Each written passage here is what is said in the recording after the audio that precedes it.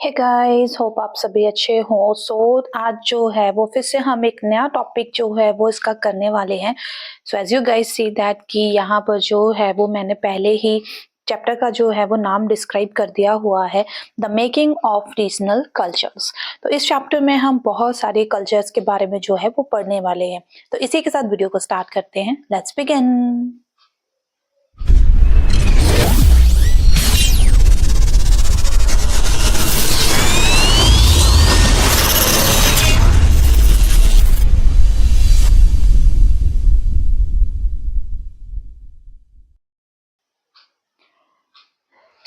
चलिए तो चलते हैं। सबसे पहले यहाँ पे बोला गया है कि on the commonest way of describing people in term of language they speak.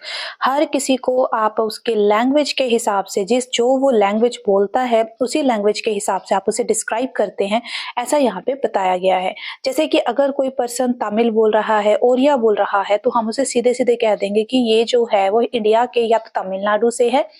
अगर तमिल बोल रहा है तो तमिलनाडु से है, ओरिया बोल रहा है तो वो ओडिशा से है।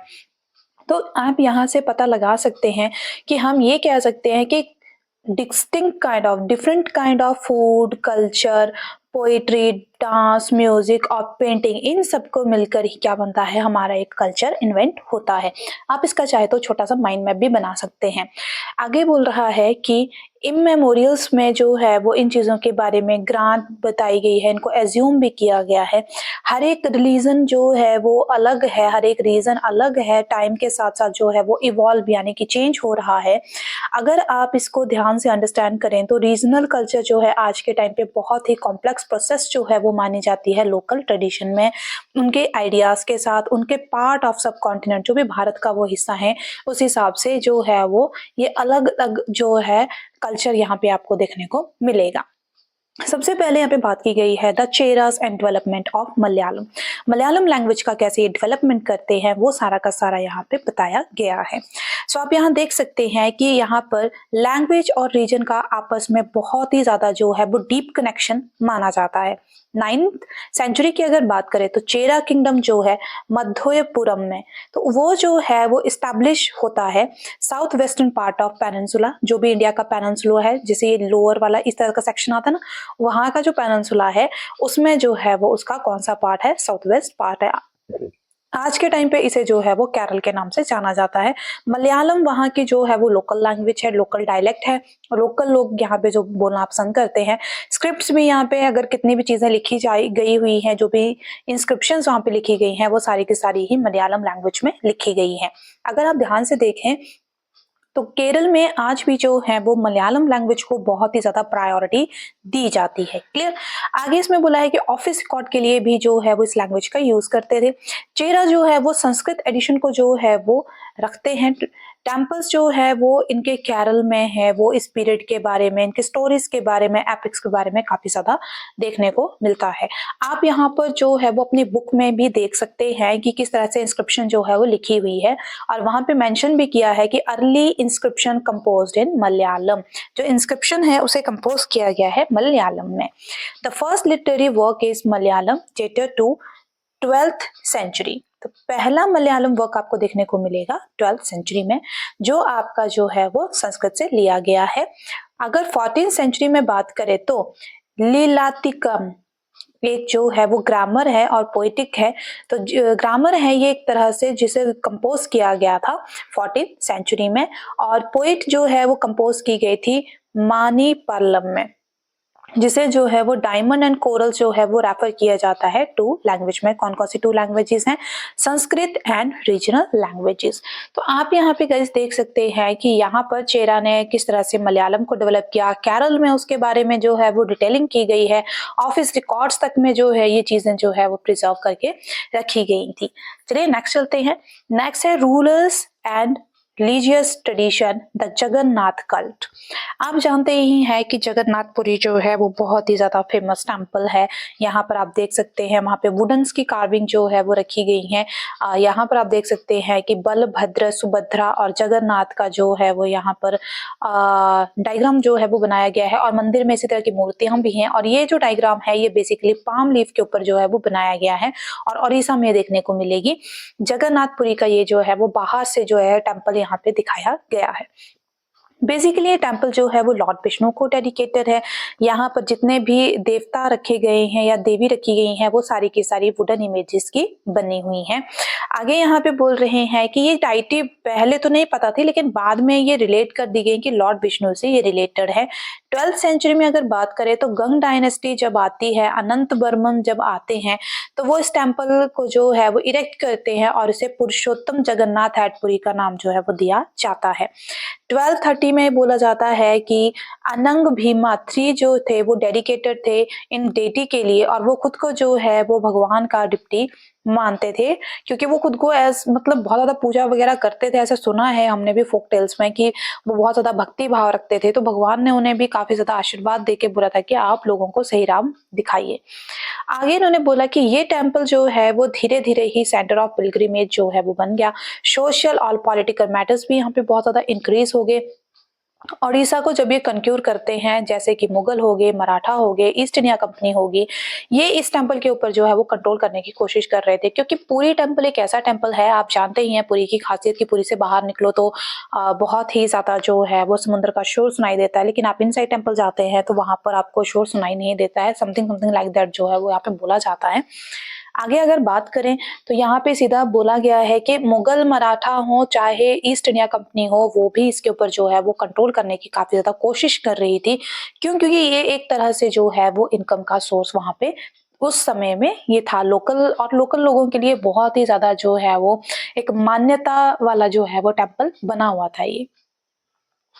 आगे हम बात करें Rajput and tradition of heroism के बारे में, तो यहाँ पर Prince of Raj Singh of Bikaner के बारे में यहाँ पे एक फोटो जो है वो आपकी बुक में दे रखा हुआ है। अगर उनके बारे में बात करें तो यहाँ पे बोला जा रहा है कि 19th सेंचुरी में अगर बात करें तो ये कॉन्स्टिट्यूट करती है आज के टाइम पे राजस्थान में ये है, जिसे राजपूताना जो है वो ब्रिटिश टाइम पीरियड में बोला जाता था। और ऑलरेडी मैं ट्राइब्स वाले चैप्टर में आपको ये बता चुकी हूँ कि राजपूत कौन कौन से थे, किस तरह से बने और किस तरह से जो है वो चीजें हुई। अगर आपने वो वीडियो नहीं देखा है तो एक बार जाके उसे जो है वो क्लियरली देख लीजिए। आगे बोला है कि ये जो है सजेस्ट करते हैं कि ये एरिया जो है वो राजपूतों का है, मतलब एक पर्टिकुलर एरिया है जहाँ पे राजपूत फैमिलीज जो हैं वो रह रही हैं, और उस एरिया का जो है वो नाम डेडिकेट कर दिया गया है राजपूताना। क्लियर? सो आगे चलते हैं। तो जो राजपूत है वो मेनली नॉर्दर्न रीजन और सेंट्रल इंडिया में काफी ज्यादा फैल गए। अदर राजपूत भी जो है वो राजस्थान में लिव करते थे, वहां पे रहते थे उस टाइम पे, और ये जो है वो कल्चर ऑफ राजस्थान में इन्होंने जो है वो बहुत ही ज्यादा योगदान दिया है। तो बेसिकली आपने जो है वो घूमर सॉन्ग भी देखा होगा, तो बेसिकली घूमर सॉन्ग में भी काफी ज्यादा ट्रेडिशन को जो है वो शो करने की कोशिश की गई है। तो वो ये सारा का सारा राजपूताना जो है वो कल्ट जो है वो एक चल रहा है। 8th सेंचुरी की अगर बात करें तो आज के टाइम पे जो राजस्थान है वहां पे राजपूत फैमिलीज रूल करती हैं, जैसे हमने चैप्टर नंबर 2 में पृथ्वीराज चौहान के बारे में पढ़ा था। आगे जिन पृथ्वीराज चौहान के बारे में बताया गया था उसमें कि किस तरह से वो बैटल लड़ते हैं और किस तरह से वो हार की बजाय जो है वो डेथ को जो है वो एक्सेप्ट करते हैं। तो राजपूत हीरोज के बारे में बहुत ज्यादा ही पोम्स और सॉन्ग्स भी जो है वो सुनने को वहां पे मिलती हैं। अगर आप राजस्थान का फोक सॉन्ग सुने, फोक टेल्स सुने, तो आपको वहां पर उनके राजा महाराजाओं की लाइक पद्मावती जी हैं तो उनका भी अगर आप देखें तो बहुत ही ज्यादा जो है वो सिग्निफिकेंस रोल जो है वो एक तरह से प्ले करती हैं। संयोगिता की अगर बात करें तो उन्होंने भी बहुत एक अच्छा जो है वो वहां पे अपना योगदान दिया हुआ है। सो आप इस तरह के जो राजपूत, चाहे वो मेल्स हो चाहे वो फीमेल्स हो, तो सभी का ही अपना एक रेलेवेंस है और अपनी एक जो है वो पहचान है, और वॉरियर जिस तरह से वो है उस तरह से वो उनको हीरो बनाता है। आगे ऑर्डिनरी पीपल जो हैं जिन्हें अट्रैक्ट करती हैं स्टोरीज की तरफ, वो ड्रामा सिचुएशंस में उनके स्ट्रॉन्ग इमोशंस को, जैसे कि उनमें लॉयल्टी कितनी थी, वो अपनी फ्रेंडशिप कितना मानते थे, वो प्रेम कैसे करते थे, वुलार एंगर्स एवरीथिंग, वो हर चीज जो है वो आपको वहाँ के राजस्थान में वहाँ के जितने भी फोक सॉन्ग्स हैं उसमें सुनने को मिलेगा। आगे बोले कि अगर यहाँ पे सिर्फ मेल्स की बात ही नहीं है, जितना कि फीमेल्स के अगर आप जाने तो वो भी जो है वो लाइफ और डेथ के लिए बहुत ज़्यादा ही फाइट करती रही हैं। आप जानते हैं कि सती प्रथा उस टाइम पे बहुत ज़्यादा प्रेवलेंट थी और पद्मावती मूवी आपने देखी होगी तो उसमें ये चीज़ें क्लियरली जो है वो मेंशन भी की गई हैं। जोहार प्रथा उस टाइम पे बहुत ज़्यादा ही प्रचलित थी और जैसे ही इनके हस्बैंड का फ्यूनरल हो जाता था तो वैसे ही ये भी खुद भी जो है वो डेथ को जो है वो एक्सेप्ट कर लेती थी। तो इस तरह का जो है वो एक वॉरियर टाइप में और हीरो टाइप में जो है वो ये लोग रहे हैं एंड नो डाउट आज के टाइम पे भी इनकी लोक गाथाएं बहुत ज्यादा प्रचलित है, जिसके ऊपर बहुत सारी जो है वो मूवीज भी आज के टाइम पे बन रही हैं, जहां तक आप देख सकते हैं। नेक्स्ट यहाँ पर जो है वो इंडिया का मैप दे रखा हुआ है कि कहाँ कहाँ पर जो है वो रीजन्स जो है वो चैप्टर में डिस्कस किए गए हैं। जैसे आपका हिमाचल यहाँ पे डिस्कस किया गया है, राजस्थान डिस्कस किया गया है, उत्तर प्रदेश डिस्कस किया गया है, उड़ीसा के बारे में हम पढ़ चुके हैं, यहाँ पे बंगाल के बारे में दे रखा है, केरल के बारे में हम ऑलरेडी पढ़ चुके हैं। सो यहाँ पर अब बात की जा रही है कथक के बारे में। सो यहाँ पे चलिए कथक देखते हैं। तो बोला कथक आजकल आज के टाइम पे नॉर्थ इंडिया में बहुत ज्यादा ही प्रेवलेंट है। ये एक टर्म है संस्कृत की कथा, जहां से उसे लिया गया है। कथा का मतलब होता है स्टोरी टेलर्स। तो ये डांस के फॉर्म में जो है वो स्टोरीज को टेल करते हैं। जो ये कथा है ये 15 और 16 सेंचुरी में बहुत ज्यादा ही स्प्रेड होता है, क्योंकि उस टाइम पे भक्ति मूवमेंट भी बहुत ज्यादा था। तो राधा कृष्ण की जो भी ये फोक प्लेस जो है ये लोग प्ले किया करते थे, जिसे रास कहा करते थे, और बेसिक जेस्चर रहता था जिसके थ्रू जो है ये स्टोरी को टेल करते थे, लोगों को बताते थे वॉरियरशिप्स के बारे में। मुगल एम्परर की अगर हम बात करें तो कथा वहां पे उनके कोर्ट में भी बहुत ज्यादा ही जो है वो प्ले किया जाता था, डांस के फॉर्म में भी प्ले किया जाता था। धीरे धीरे ट्रेडिशन डेवलप होता चला गया और राजस्थान के कोर्ट में, जयपुर के कोर्ट में, लखनऊ के कोर्ट में वहां पर भी ये लोग जो है वो इस ट्रेडिशन को फॉलो करने लगे। वाजिद अली शाह की अगर बात करें तो वो नवाब ऑफ अवध थे और उन्होंने मेजर आर्ट फॉर्म्स को जो है वो जनरेट करने में काफी ज्यादा हेल्प किया। अगर 19th सेंचुरी के चौथे हिस्से में जाके देखें तो ये सिर्फ डांस ही नहीं रह गया था, जबकि इसने जो है वो पूरे सिर्फ 2 रीजन का ही डांस नहीं रहा था, जबकि ये पूरे पंजाब, हरियाणा, जम्मू कश्मीर तक जो है वो धीरे धीरे फैलता चला गया। नेक्स्ट देखते हैं। कहा है कि बिहार और मध्य प्रदेश एम्फेसाइज करते हैं रैपिड फुटवर्क हो। इनके बहुत सारे, जैसे कि इनके कॉस्ट्यूम्स कैसे होने चाहिए, स्टोरीज कैसे होनी चाहिए, कथा के जो लोग हैं ये कल्चर प्रैक्टिसेस कैसे करते हैं। ब्रिटिश एडमिनिस्ट्रेशन में भी 19th और 20th सेंचुरीज में इसको जो है वो डिसफेवर कर दिया गया था, लेकिन इससे पहले की अगर बात करें तो इसको बहुत ही ज्यादा जो है वो फेवर किया जा रहा था। तो कहा जाता है कि 6 क्लासिकल फॉर्म में से एक ये था जो एक इंडिपेंडेंट था। जो यहाँ पे आप पिक्चर में देख सकते हैं कि डिफरेंट डिफरेंट जो है वो स्टाइल में जो है वो कथक को परफॉर्म किया जाता था।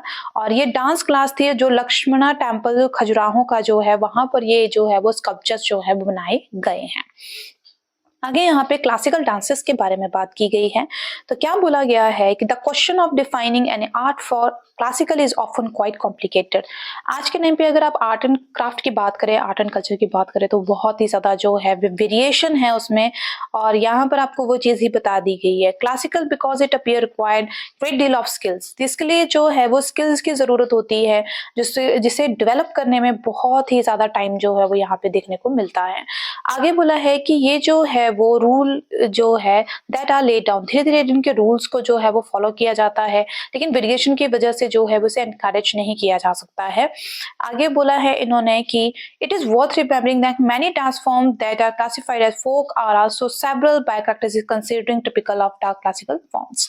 तो यहाँ पर बहुत सारे ही क्लासिकल फॉर्म्स जो है वो बस उनके हैंड के जेस्चर और मोशन की जो वेरिएशन आती है उस चीज को लेके जो है वो माना गया है। अगर यहाँ पे देखें तो तमिलनाडु का भरतनाट्यम हो गया, केरल का कथकली हो गया, ओडिशा का ओडिसी हो गया, आंध्र प्रदेश का कुचिपुड़ी हो गया, मणिपुर का मणिपुरी हो गया। अगर आप इन डांस फॉर्म्स को देखें तो ये बहुत ही ज्यादा जो है वो वेरिएशन शो करते हैं, चाहे वो उनके कपड़े हों, चाहे वो उनकी हाथों की मुद्राएं हों, चाहे वो डांस करने का तरीका हो, वो सारा का सारा यहाँ पे बहुत ज्यादा ही अलग है। क्लासिकल देखें, historically the term refer to great work of art and literature which have been produced in ancient Greece। तो ये सबसे ज्यादा जो है वो एक इम्पॉर्टेंट क्वेश्चन माना जाता है कि इसकी उत्पत्ति कहाँ हुई है। तो ग्रीस में हुई है 4th और 5th सेंचुरी में, और इस पीरियड में जो ग्रीस जो है वो एथीन का जो है वो विटनेस जो है वो माना जाता है। और इसमें बोला जाता है कि अलेक्जेंडर ने जो है वो इस टाइम पे इस चीज़ को जो है वो स्टार्ट करने में हेल्प किया था और उस टाइम पे वहाँ का ये जो है वो किंग रहा था। मिडल ईस्ट में ये सारा जो है वो चल रहा था और ये सारा का सारा सोर्स जो है वो dictionary of history of school जो एनसीईआरटी 2017 से जो है वो लिया गया है। तो मैं यहाँ पे आप देख सकते हैं कि ऐसा नहीं था कि इंडिया में ही चीज़ें डेवलप हो रही थी, ये धीरे-धीरे पूरे वर्ल्ड में भी जो है वो डेवलप हो रही थी। नेक्स्ट बात करते हैं ट्रेडिशन ऑफ मिनिएचर्स। मिनिएचर्स मतलब छोटे-छोटे जो है वो पिक पेंटिंग्स बनाना, स्क्रॉल्स बनाना, थुमकास बनाना, तो उसमें जो है वो हर चीज़ को रिप्रेजेंट करने की कोशिश करना। फॉर एग्जांपल जैसे ये आपको एक इमेज दे रखी है जिसमें अकबर जो है रेस्ट कर रहा है हंट के टाइम पे, कि जैसे हंटिंग वगैरह होगी उसके बाद वो रेस्ट करता है, तो ये मुगल का छोटा सा एक मिनिएचर जो है वो बनाया गया है। सो पेंटिंग फॉर पैटर्न्स, पैटर्न्स कैसे कैसे रहे हैं, बोला कि डिफरेंट वे थे मिनिएचर्स पेंटिंग्स को बनाने के लिए। स्मॉल नेम सजेस्ट जो है उसको किया जाता था, स्मॉल साइज होता था जिसमें वाटर कलर्स का जो है वो कपड़ों के ऊपर और पेपर के ऊपर जो है वो ज्यादा यूज किया जा रहा था। इवन यहाँ पे पाम लीव्स और वुड का भी जो है वो यूज किया जा रहा था। आगे इसको बोल सकते हैं कि आप आगे अगर चल के देखें तो धीरे धीरे जैन टैक्स को भी इन चीजों में लिखा जाने लगा। मुगल एम्परर अगर अकबर, जहांगीर, शाहजहां के बारे में बात करें तो उन्होंने इन पेंटर्स को जो है वो शरण दे रखी थी, जिसमें आगे इन्होंने मनुस्क्रिप्ट को जो है वो हिस्टोरिकल अकाउंट और पोइट्री के लिए जो है वो कंसीडर किया। मतलब इन लोगों ने जो है वो इन जो भी आर्टिस्ट थे उनको बहुत ही ज्यादा जो है वो आगे चलने का जो है वो मौका दिया। आगे ब्रिलियंट कलर से जो है वो पोएट बनते थे, कोर्ट सीन्स को बनाया जाता था, बैटल सीन्स को बनाया जाता था, हंटिंग्स को यहाँ पे ड्रॉ किया जाता था, इवन यहाँ के सोशल लाइफ को भी जो ये दिखाते थे। आगे बात करें कि जैसे जैसे मुगल एम्पायर जो है वो खत्म होने लगा, जैसा कि हमने जो है वो चैप्टर नंबर 8 में जो है वो देखेंगे, तो वहां पे हमें पता चला कि मुगल ने जो है वो किस तरह से जो हर कोर्ट को इन्होंने इन्फ्लुएंस किया था। इवन डेक्कन और राजपूत कोर्ट जो थे राजस्थान के, उनको भी जो है इन्होंने जीत रखा था, लेकिन वहां का सारा आर्ट भी इन्होंने देखा हुआ था। तो आप देख सकते हैं कि इन्होंने बहुत सारे डेवलपमेंट भी जो है वो इस चीज में करवाने की हेल्प की है। अगर रूलर्स और कोर्ट के पोर्ट्रेट्स को हम देखें, उसमें सीन्स जो हैं वो पेंटिंग्स के थ्रू बनाए गए हैं, उनको देखें। फॉर एग्जांपल जैसे मुगल्स के ये एग्जांपल्स दे रखे हैं। इसके अलावा अगर आप माइथोलॉजी और पोइट्री जो है वो डिपिक्ट करती है मेवाड़, जोधपुर, बूंदी, कोटा और किसान नगर को, तो आप देखेंगे कि ये सारे के सारे जो हैं वो बहुत ही ज्यादा खूबसूरत पेंटिंग्स यहाँ पे जो है वो ड्रॉ की गई हैं। मोस्ट ऑफ द पेंटिंग्स जो है वो अगर आप ब्रिटिश म्यूजियम में देखें तो आज भी देखने को मिलेंगी। ये जो मिनिएचर पेंटिंग्स है ये हिमालयन फुटहिल्स में भी जाती हैं और मॉडर्न डेट में जो है वो हिमाचल प्रदेश में भी जो है वो यहाँ पर आपको 17वीं सेंचुरी में बहुत सारी ऐसी पेंटिंग्स तो देखने को मिलेंगी, जिसका जो है वो भशौली आर्ट जो है वो सबसे ज्यादा फेमस उस टाइम पे रही है, जिसमें राधा कृष्ण वगैरह की जो है वो स्टोरीज बेसिकली जो है वो ड्रॉ की जाती है। तो यहाँ पर आप देख सकते हैं कि किस तरह से जो है वो मुगल्स ने जो है मिनिएचर्स को ज्यादा प्रमोट करने की कोशिश की है। आगे यहाँ पे बोला है कि भानुदत्त रासमंजारी करके जो है वो बहुत ही ज्यादा एक पॉपुलर टेक्स्ट है, जिसमें पेंटिंग्स को जो है वो शो किया गया है, जिसमें नादिर शाह के इन्वेजन के बारे में बताया गया है कि 1739 में वो दिल्ली में इन्वेट करते हैं और कैसे मुगल आर्टिस्ट जो है वो वहां से माइग्रेट करके जो है वो हिमालयन एरियाज में चले जाते हैं, कांगड़ा स्कूल ऑफ पेंटिंग में चले जाते हैं। मिड 18 सेंचुरी की बात करें तो कांगड़ा स्कूल के स्टाइल को जो है वो ये लोग अडॉप्ट करते हैं और उसे मिनिएचर पेंटिंग्स में जो है वो इन्वॉल्व करते हैं। आगे यहाँ पर इन्होंने जो है वो बहुत सारे ट्रेडिशन को भी फॉलो किया और बहुत ही ज्यादा सॉफ्ट कलर्स को भी यूज किया, जिसमें ब्लू और ग्रीन जो थे वो बहुत ज्यादा प्रिवलेंट थे, इसलिए इसको जो है वो कांगड़ा पेंटिंग के नाम से भी जाना जाता है। अगर आप यहाँ पे ध्यान देने वाली बात है कि जो वुमेन्स और मेन है वो बेसिकली अपने पॉट्स हो गए, वॉल हो गए, फ्लोर हो गया, क्लोथ्स हो गए, तो इन सब के ऊपर जो है वो जैसे ही ओकेजन आता था तो छोटी छोटी पेंटिंग्स को जो है वो ड्रॉ किया करते थे। यहाँ पर आप पेंटिंग में देख सकते हैं राधा कृष्ण कांगड़ा पेंटिंग के बारे में बता रखा हुआ है। यहाँ पे जो है वो राजपूत की जो है वो मिनिएचर जो है वो कोटा में जो है वो शो कर रखी हुई है। यार ये सारी की सारी चीजें जो है वो आपकी बुक में दे रखा हुआ है। एक्चुअली जैसे जैसे मैं इसको हाईलाइट कर रही हूँ आप भी साथ साथ में हाईलाइट करते रहिए, क्योंकि ये बहुत ही ज्यादा इंपॉर्टेंट है। और सबसे बड़ी बात ये है कि जैसे आप 2-3 बार इसे रिवाइज करेंगे ऑटोमेटिकली पूरा चैप्टर ही आपको समझ में आ जाएगा। अगर बंगाल की हम बात करें तो वहाँ पे रीजनल लैंग्वेज का जो है वो बहुत ही ज़्यादा ग्रोथ होता है। तो यहाँ पे बोला गया है कि लैंग्वेज जो है वो लोगों के बीच में बोली जाती है। बंगाल में बेसिकली बंगाली बोली जाती है। बंगाली आज के टाइम पे जो है वो संस्कृत से लिया गया शब्द माना जाता है। बोलते हैं कि फर्स्ट मिड मिलेनियम में जो है वो सजेस्ट किया गया था कि ये जो है वो संस्कृत नहीं बोलेंगे, जबकि अपने एक लैंग्वेज को बोलेंगे। जो लैंग्वेज कहाँ से जनरेट होती है? संस्कृत से ही जनरेट होती है। अगर इस 4th-3rd सेंचुरी बीसी में देखें तो इन्होंने जो है वो धीरे धीरे बंगाल और मगध लैंग्वेज, जैसे हम बिहारी बोलते हैं तो वो वाली बिहारी भी जो है वो इन्होंने ग्रो यहाँ पे कर लिया। और बेसिकली इनके जो रूट्स रहे हैं वो ज्यादा से ज्यादा संस्कृत ही रहा है। 4th सेंचुरी की बात करें तो जो गुप्ता पीरियड है उन्होंने बंगाल के ऊपर कंट्रोल कर लिया, वहां पे ब्राह्मण्स के एरियाज को सेटल किया। उनको लिंग्विस्टिक और कल्चरल इन्फ्लुएंस में वो आया, जैसे मिड गंगा वाला जो पोर्शन है वो सारा का सारा इनके बीच में चला गया। Mid Ganga valley become stronger, बहुत ज्यादा स्ट्रॉन्ग हो गई उस टाइम पे। 7th सेंचुरी में अगर बात करें तो चाइनीज ट्रैवलर थे ज़ुआन-सेंग, तो वो इस लैंग्वेज को जो है ऑब्जर्व करते हैं और पूरे बंगाल में देखते हैं कि किस तरह से संस्कृत से जो लैंग्वेजेस है वो रिलेट की गई हैं। 8th सेंचुरी की अगर बात करें तो 8th सेंचुरी में रीजनल किंगडम जो है वो पाला, चैप्टर नंबर 2 में हमने इसके बारे में पढ़ा है। तो उनकी लैंग्वेज भी यही से ही जनरेट होती है। तो बंगाल जो है वो सुल्तानों ने भी इसे रूल किया है, इंडिपेंडेंट भी रहा है। दिल्ली ने भी रूल किया है, जो हम चैप्टर नंबर 3 में ऑलरेडी पढ़ चुके हैं।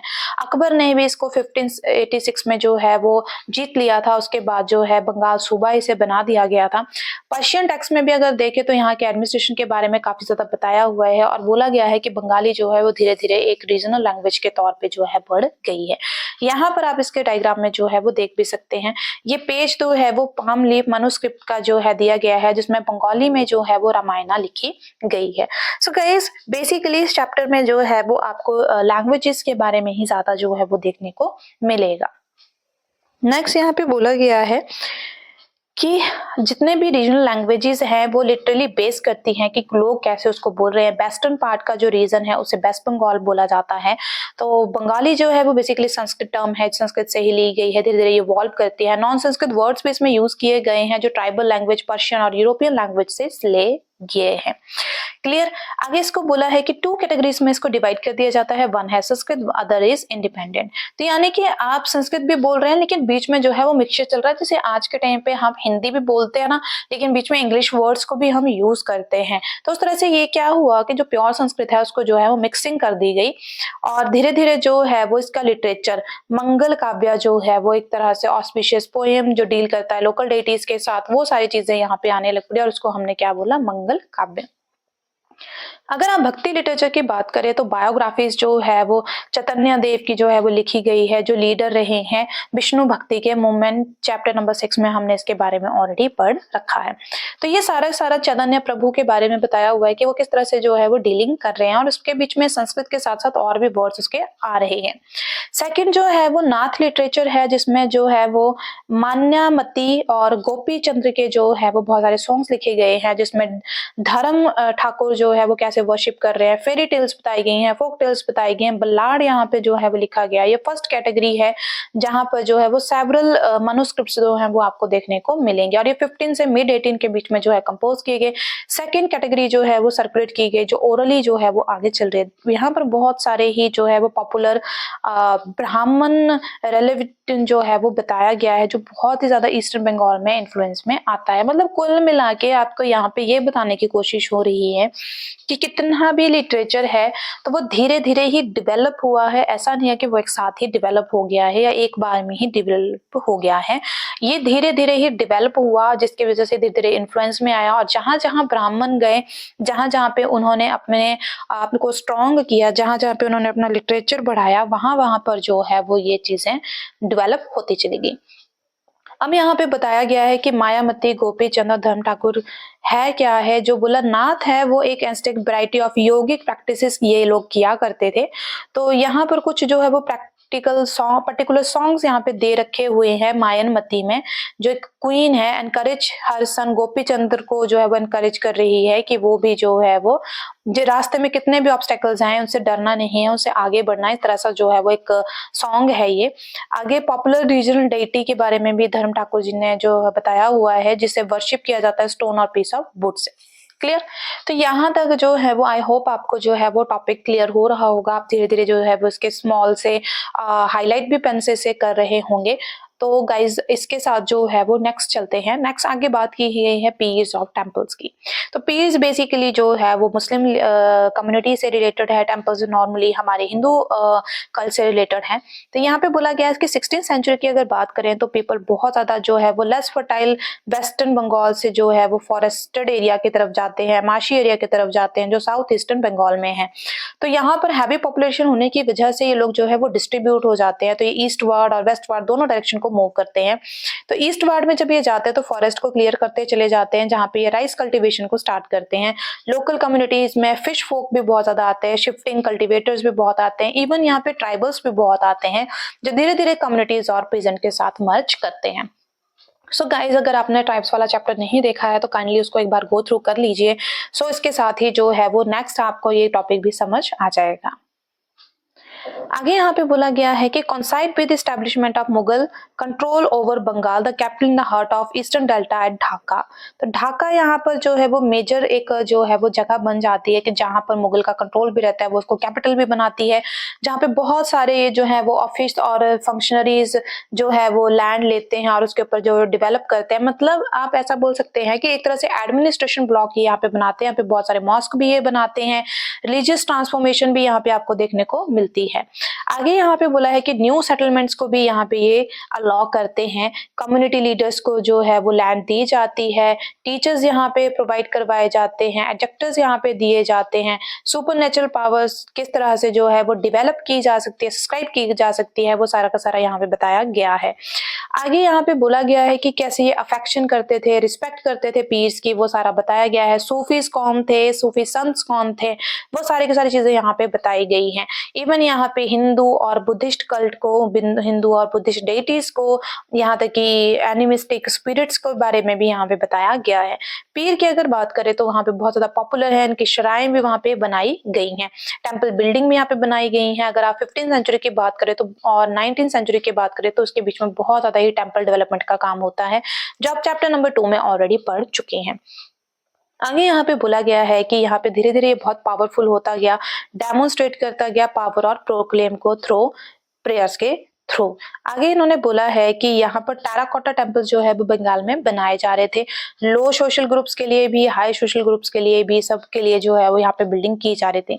आगे यहाँ पे बोला है कि सच एज कोलू, कोलू क्या होता है कि जिससे तेल निकाला जाता है। कंसारी क्या होती है, जिससे मेटल का काम जो है वो किया जाता है, एक तरह से बेल होती है। आपने देखा भी होगा कि मंदिरों में जब भी पूजा होती है ना तो वो दो हाथों में लेके ना एक मेटल पकड़ी होती है, फिर उसको बजाते हैं, जोर जोर से आवाज आती है। तो वो उस तरह का चीज जो है वो यहाँ पे यूज की जा रही थी। और ये सारी की सारी जो है वो सोशल ग्रुप से जो है वो रिलेट कर रही है। अगर यहाँ पे देखें तो उनका कुछ जो है वो आगे हम पढ़ेंगे, इसका नाम दिया हुआ है। ये 2 डबल रूफ्ड थैच्ड हट है और ये 4 रूफ्ड जो है वो टेम्पल विद टावर बनाया गया है। आगे बोला है कि यहाँ पर बोला गया है social and economic position improved होती है। यहाँ पे हर किसी की स्टेटस को भी जो है वो इम्प्रूव किया जाता है। कंस्ट्रक्शन ऑफ टेम्पल्स को भी जो बनाया जाता है।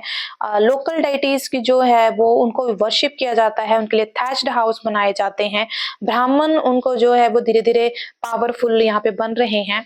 टेम्पल्स जो है वो उनका कॉपी करके जो है वो डबल रूफ, जैसे 2 छाला और 4 रूफ्ड होगा तो चौछाला स्ट्रक्चर जो है वो बोला जाता है, जैसे मैंने पिछली स्लाइड में आपको दिखाया। अगर बंगाली स्टाइल जो है ये सारे के सारे कि 2 छाला और चौछाला, ये सारे के सारे बंगाली स्टाइल हैं। आगे हम बात करें तो बहुत ही ज्यादा कॉम्प्लेक्स 4 रूफ स्ट्रक्चर यहाँ पे देखने को मिलता है। ट्राइंगुलर रूफ भी यहाँ पे आपको देखने को मिलेगा। तो temple were usually built in square platform में जो है वो बेसिकली बनाए गए हैं। और बहुत सारे टेम्पल जो है वो उनको पेंटिंग्स के थ्रू, ऑर्नामेंट्स के थ्रू, टाइल्स के थ्रू, टेराकोटा के थ्रू जो है वो डेवलप किया जाता है, ब्यूटिफाई किया जाता है। अगर आप बात करें कि कुछ टेम्पल्स के जिसमें बिष्णुपुर और भांगपुर डिस्ट्रिक्ट वेस्ट बंगाल में, तो आप देखेंगे वहां पे हाई डिग्री ऑफ एक्सीलेंस आपको देखने को मिलेगा। तो इस तरह से यहाँ पे अगर आप फिगर देखें तो बीच में ये कृष्ण जी बनाए हुए हैं, साथ में यहाँ पे गोपियां ये डांस कर रही हैं, दिखाया गया है। ये एक लेडी है जो डोमेस्टिक यूज के लिए जो है वो फिश को रेडी कर रही है। तो यहाँ पे फिश एज अ फूड भी यहाँ पर जो है वो खाना इन्होंने शुरू कर दिया। अब इस पूरे एरिया में जैसे हमने पहले पढ़ा कि धीरे-धीरे इन्होंने राइस कल्टीवेशन को जो है स्टार्ट कर दिया। राइस कल्टीवेशन के साथ-साथ इन्होंने फिश को भी जो है वो प्रेफ़र करना स्टार्ट कर दिया। फिशिंग जो है वो बहुत इम्पोर्टेंट ऑक्यूपेशन हो गया उस टाइम पे और बहुत ज़्यादा ही हाई लेवल पे फिश यहाँ पे मार्केट जो है वो स्टार्ट होती है। टेराकोटा की प्लेट जो है वो टेम्पल की बिहार्स होते हैं बुद्धिस्ट मॉन्यूमेंट उनके ऊपर जो है वो डेकोरेट करने के लिए लगाई गई है। तो आपने कई जगह पे देखा भी होगा कि फिश के मुँह से पानी निकल रहा है। तो इस तरह की चीज़ें यहाँ पे जो है वो डिपिक्ट की गई हैं और यहाँ पे बोला गया है कि फिशेस को ड्रेस अप भी किया जाता है, फिर बास्केट में भर के जो है वो मार्केट में भेजा जाता है। पहले ब्राह्मण्स को मना था नॉन-वेज खाने के लिए लेकिन जैसे ही बृहद धर्म पुराण आता है तो वो कुछ एक वैरायटी जो होती है फिश की तो वो अलाउ करती हैं ये इन ब्राह्मणों को खाने के लिए। तो ये सारा का सारा जो है वो यहाँ पे संस्कृत टेक्स्ट है, संस्कृत से ही जो है वो सारे लैंग्वेज का उद्गम हुआ है, ये बेसिकली ये बताने की कोशिश यहाँ पे की गई है। ओके गाइस, सो नेक्स्ट अगर गाइस आपको ये वीडियो यूजफुल लगा हो और आपको लगा हो कि आपको पूरा टॉपिक ये क्लियर हुआ है, आपको एक-एक चीज़ इस चैप्टर में समझ आई है, होप आपने इसे अच्छे से हाईलाइट भी किया होगा। सो गाइस इसी के साथ जो है वो आप प्लीज़ मेरी वीडियो को लाइक करें, शेयर करें, सब्सक्राइब करें और मोस्ट ऑफ द कि आप शेयर करें अपने फ्रेंड्स को भी ताकि उनको भी ये टॉपिक जो है वो अच्छे से समझ में आए। अगर आपको कहीं पर कोई डाउट है तो मुझे कमेंट सेक्शन में ज़रूर बता दीजिएगा। इसी के साथ वीडियो क्लोज करते हैं। Thank you so much. Have a great day.